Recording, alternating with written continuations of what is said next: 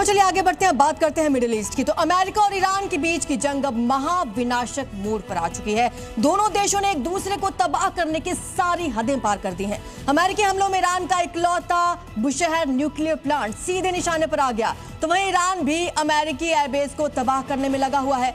आखिर क्या पूरा मिडिल ईस्ट पल भर में कब्रगाह बन जाएगा? रिपोर्ट देखिए। अमेरिका और ईरान के बीच की जंग अब महाविनाश की तरफ बढ़ चुकी है। दोनों देशों के बीच सारे नियम, सारे कानून और सारी हदें टूट चुकी हैं। एक तरफ अमेरिका ईरान को मटियामेट करने पर आमादा है, दूसरी तरफ ईरान भी पीछे हटने को तैयार नहीं। स्ट्रेट ऑफ हॉर्मुज से लेकर मिडिल ईस्ट के आसमान तक सिर्फ और सिर्फ बारूद बरस रहा है।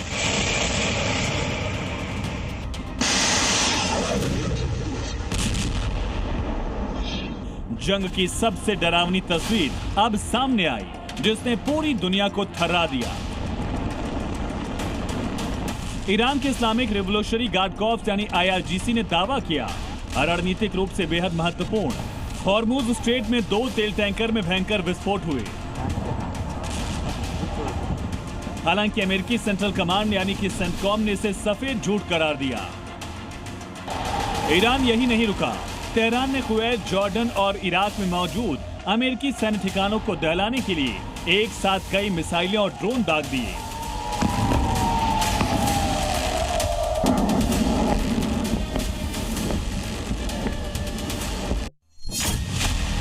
दावा किया गया कि कुवैत में अमेरिकी लॉजिस्टिक्स और सपोर्ट सेंटर को निशाना बनाया गया। बहरीन में अमेरिकी फिफ्थ फ्लीट की कमान कंट्रोल सुविधाओं पर हमला किया गया।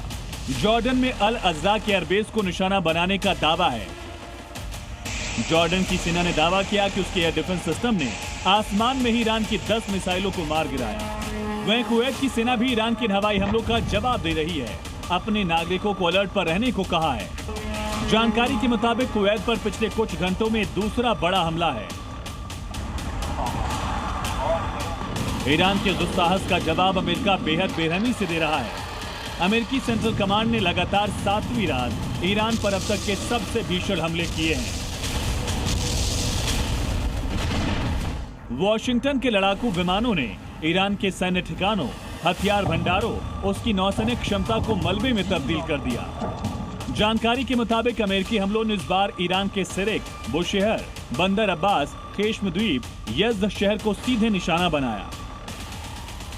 इस महाजंग की सबसे भयानक और रोंगटे खड़े कर देने वाली तस्वीर बुशहर से आई है।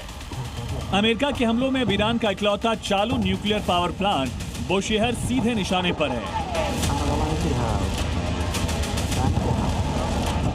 ईरान अब तक दुनिया से झूठ बोल रहा था कि उसके परमाणु ठिकाने सुरक्षित हैं, लेकिन यूरोपियन सेंटिनल-2 सैटेलाइट की तस्वीरों ने तेहरान के झूठ का सरेआम पर्दाफाश कर दिया है। 7 और 12 जुलाई की सैटेलाइट तस्वीरों में साफ दिख रहा है, बुशहर न्यूक्लियर प्लांट परिसर के ठीक अंदर गहरे काले और डरावने मिसाइल हमलों के निशान मौजूद हैं। प्लांट की सपोर्ट फैसिलिटीज तबाह हो चुकी हैं। सेंटकॉम डेटा से साफ है कि अमेरिकी एयर स्ट्राइक में सीधे न्यूक्लियर हब की छाती पर वार किया गया।